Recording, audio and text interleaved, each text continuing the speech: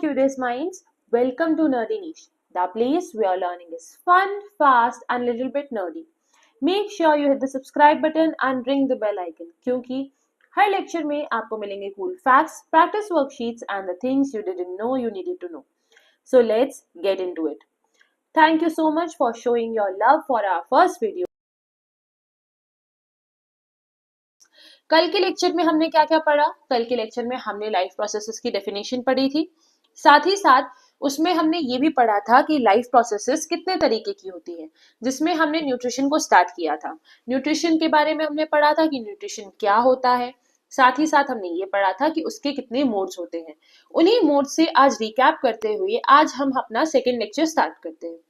कल हमने न्यूट्रिशन के बारे में पढ़ा था कि न्यूट्रिशन एक प्रोसेस होती है जिसमें हम न्यूट्रिएंट्स को लेते हैं और उनका यूटिलाइजेशन करते हैं हमारी बॉडी एक्टिविटीज के लिए। ये कितने तरीके के होते हैं? ये दो तरीके के होते हैं, autotrophic mode of nutrition and heterotrophic mode of nutrition. ये ऑटोट्रॉफिक क्या होते हैं? ऑटोट्रॉफिक मोड ऑफ न्यूट्रिशन में organism make their own food, है ना। They are dependent on themselves, वो किसी और पर डिपेंडेंट नहीं होते, बट वो देयर ओन पर डिपेंडेंट होते हैं, ठीक है, अपने आप पर डिपेंडेंट होते हैं खाने के लिए। हेटेरोट्रॉफिक उसका अलग होता है। आज हम हेटेरोट्रॉफिक को डिस्कस करेंगे। हेटेरोट्रॉफिक मोड ऑफ न्यूट्रिशन क्या होता है, उसके टाइप्स क्या होते हैं, साथ ही साथ आज हम थोड़ा सा न्यूट्रिशन का टॉपिक जो है वो ह्यूमंस का भी कवर करने की कोशिश करेंगे। सबसे पहले what is heterotrophic mode of nutrition, है ना। हेटेरो टर्म का मतलब क्या होता है, ठीक है। अगर हम बायो में टर्म्स को ही समझ जाए, ठीक है, कि किस टर्म का क्या मतलब है, तो वहीं से आपकी आधी टेंशन खत्म हो जाती है, क्योंकि आपको इतनी बड़ी बड़ी डेफिनेशंस याद नहीं करनी पड़ती हैं। थोड़े से हिंट से आप पूरी डेफिनेशन खुद ब खुद बना सकते हैं। Hetero term itself mean others, ठीक है। The organism which are dependent on others. Trophic means nutrition, है ना। The organism which are dependent on others for their nutrition is called heterotrophic or heterotrophs, ठीक है। Here there is definition. Heterotrophic nutrition is a mode of nutrition in which organisms are dependent upon other organism for their food to survive, है ना। They are dependent on other organism for their food to survive, or these organism cannot make their own food, ठीक है। ये अपना खुद का खाना नहीं बना सकते, लाइक प्लांट्स, ग्रीन प्लांट्स की तरह ये अपना खाना खुद नहीं बना सकते। इन्हें दूसरे ऑर्गेनिजम्स पर डिपेंड होना ही पड़ेगा। जैसे for example us as humans, हम प्लांट्स पर डिपेंडेंट हैं, हम एनिमल्स पर डिपेंडेंट हैं। तो यहाँ पर हम क्या देख रहे हैं, यहाँ पर न्यूट्रिशन जो है, न्यूट्रिशन इज लाइक डिपेंडेबल, है ना। ये न्यूट्रिशन जो है ये डिपेंड करता है दूसरों के ऊपर, इसमें हम अपना खुद का कुछ नहीं कर सकते, है ना। इसके अब टाइप्स क्या क्या होते हैं। हेटेरोट्रॉफिक 3 तरीके के होते हैं न्यूट्रिशन, ठीक है। हेटेरोट्रॉफिक मोड ऑफ न्यूट्रिशन कितने तरीके का होता है? 3 तरीके का। These are the 3 types. ये फ्लो चार्ट है, अगर आप चाहो तो आप इसका स्क्रीनशॉट ले सकते हो, है ना। ये आपको रिवाइज करने में हेल्प करेगा। You can make notes like wise. आप अपने नोट्स को जितना कंसाइज, जितना शॉर्ट रखोगे, आपको रिवाइज करने में उतनी आसानी होगी। ज्यादा बड़ी बड़ी डेफिनेशंस ना लिखकर की पॉइंट्स लिखिए, ताकि आप अपनी डेफिनेशंस खुद बना पाए। पर की पॉइंट्स ऐसे होने चाहिए जो कि आपको मतलब डेफिनेशन प्रॉपर बनाने में हेल्प कर पाए, कुछ भी छूटे नहीं, है ना। चलिए, हेटेरोट्रॉफिक मोड ऑफ न्यूट्रिशन जो है वो इन 3 टाइप में क्या है, डिवाइडेड है। सबसे पहला कौन सा है? सेप्रोफिटिक न्यूट्रिशन, ठीक है। सेप्रोफिटिक न्यूट्रिशन मतलब वो न्यूट्रिशन जिसमें जो ऑर्गेनिजम्स होते हैं, ठीक है।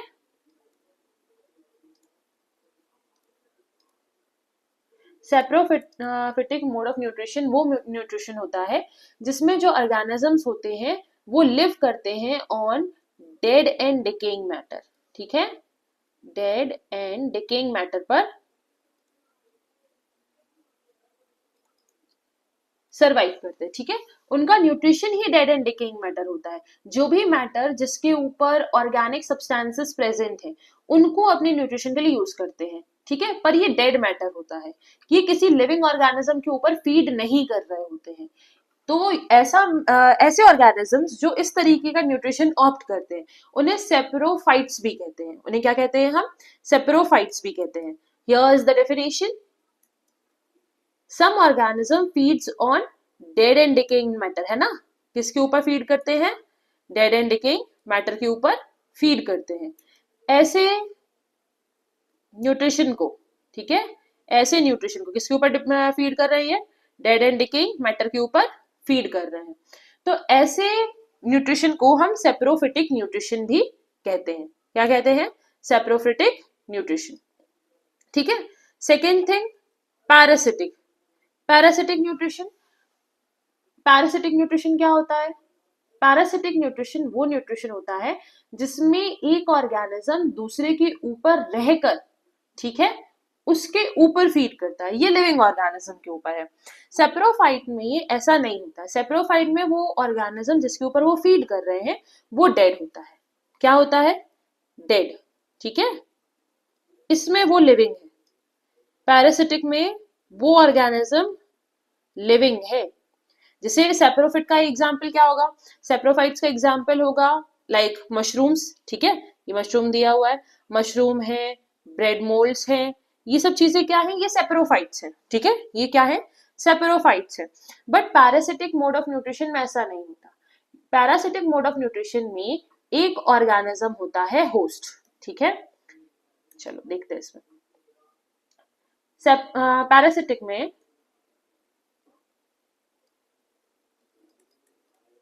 ठीक है, पैरासिटिक मोड ऑफ न्यूट्रिशन में क्या होता है? एक होता है होस्ट।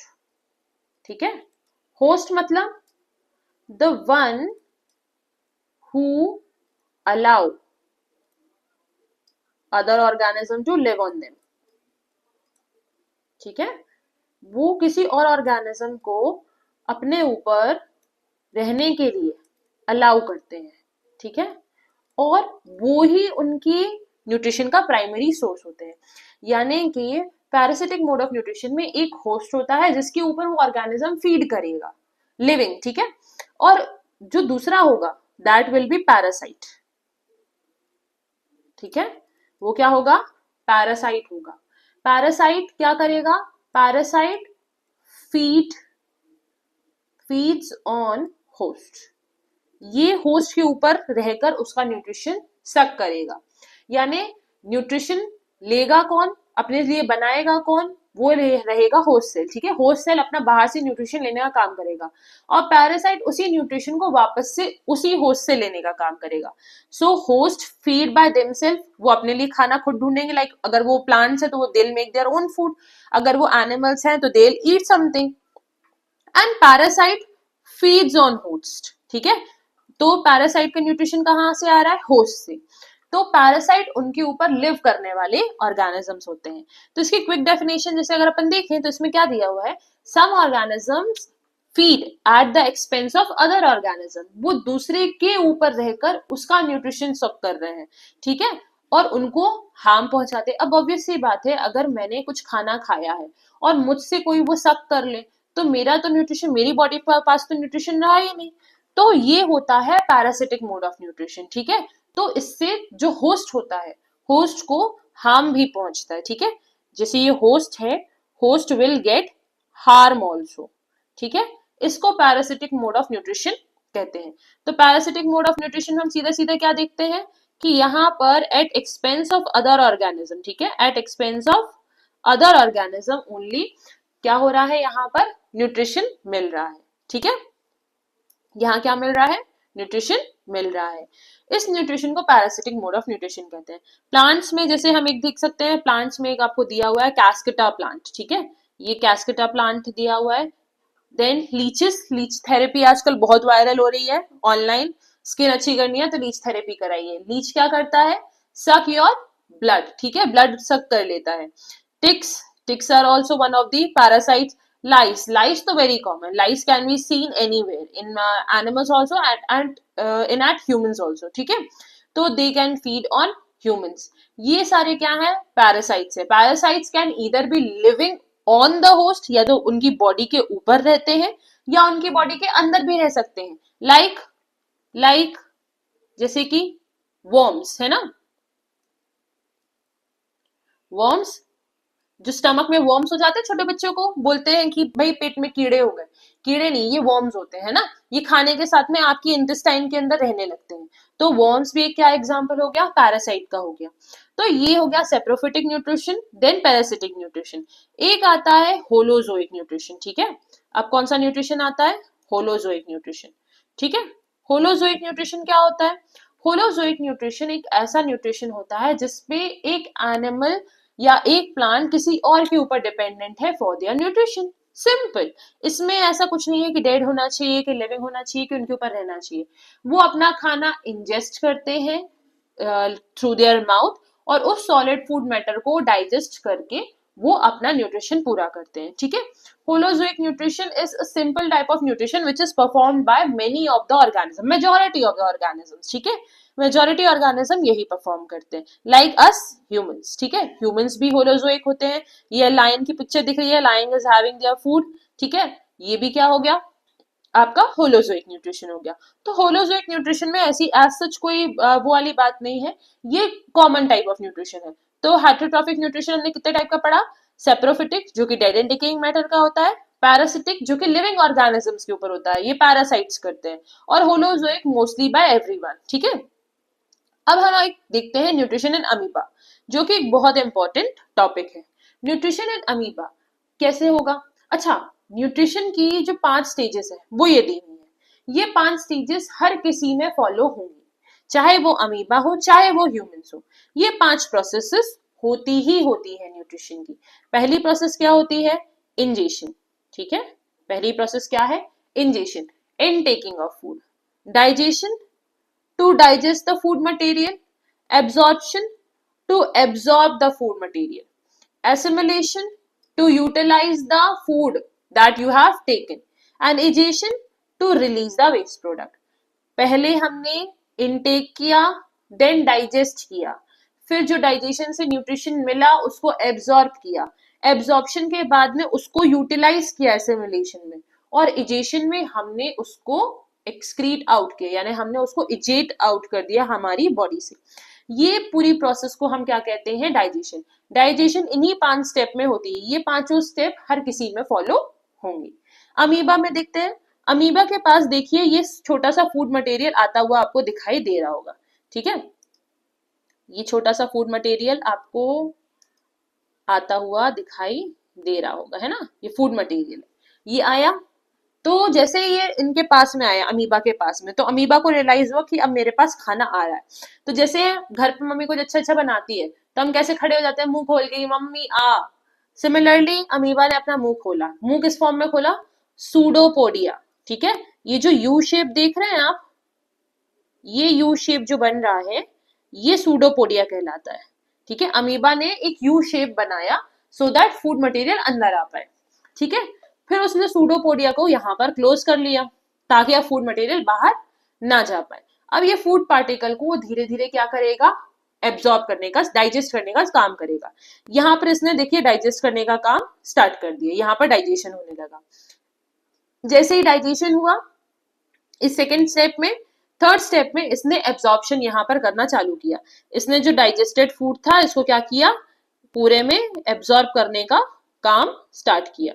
एब्जॉर्प्शन के बाद में इसने अपने बॉडी के रिपेयरिंग में या न्यूक्लियस के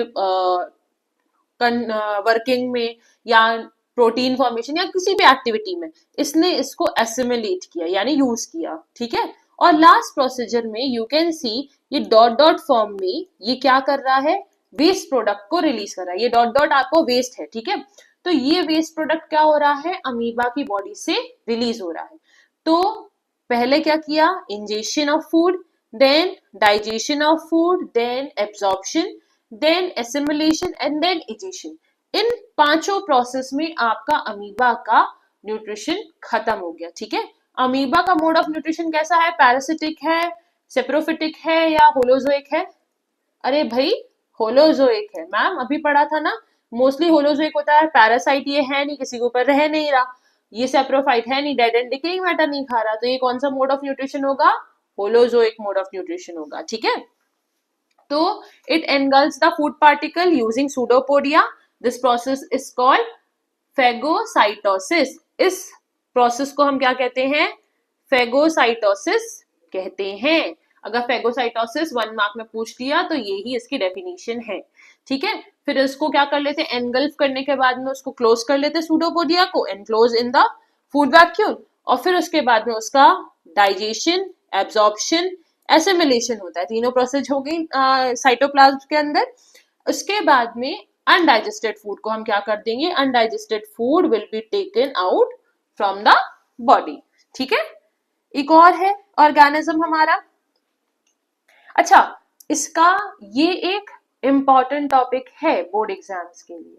ठीक है, ये एक इंपॉर्टेंट टॉपिक है, so you should learn it. ठीक है, ये सारे डायग्राम्स वैसे आप पहले पढ़ चुके हैं प्रीवियस क्लासेस में, बट मैं समझूंगी कि आपने नहीं पढ़ा। तो ये इजी डायग्राम्स है, इनकी प्रैक्टिस भी करनी है और इन्हें याद भी करना है। ठीक है, नेक्स्ट है हमारा न्यूट्रिशन इन पैरामीशियम। ठीक है, न्यूट्रिशन इन पैरामीशियम, इसकी लेबलिंग देख लीजिए।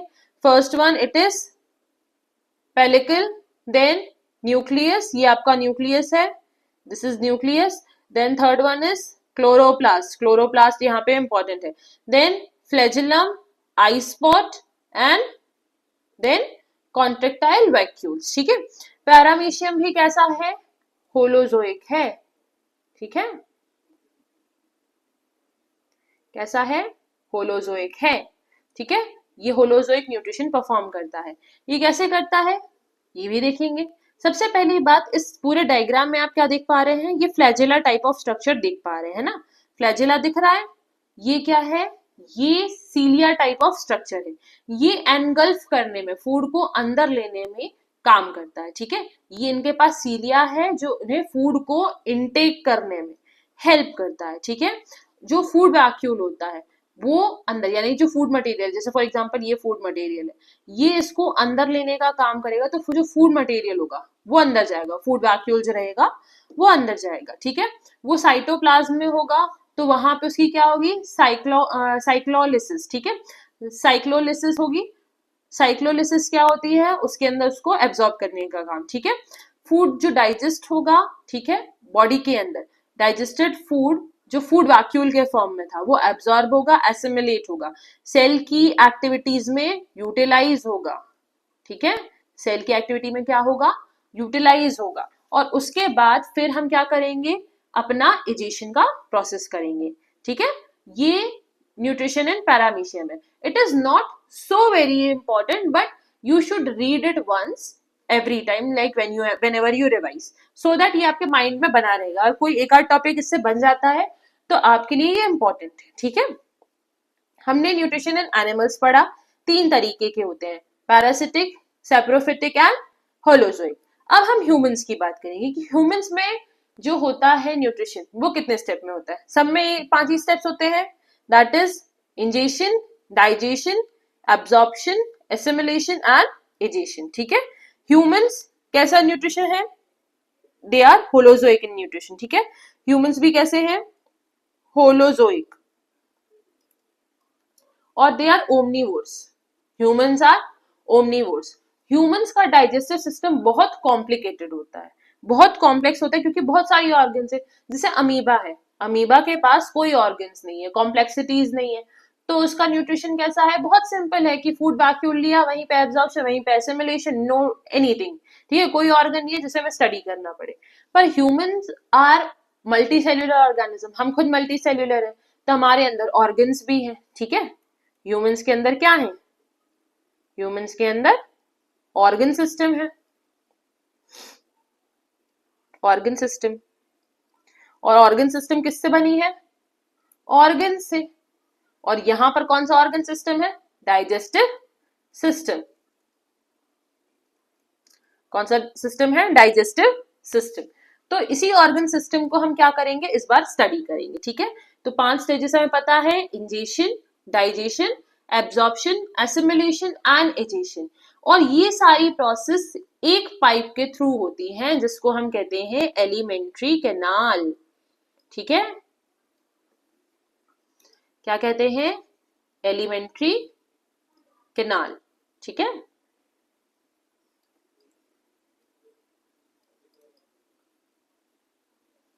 एलिमेंट्री कैनाल, ठीक है।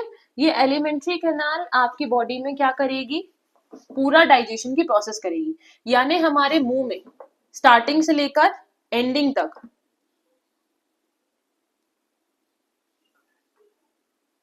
स्टार्टिंग से लेकर एंडिंग तक जो कुछ भी है, ठीक है, वो किसका है, एलिमेंट्री कैनाल से होकर गुजरेगा।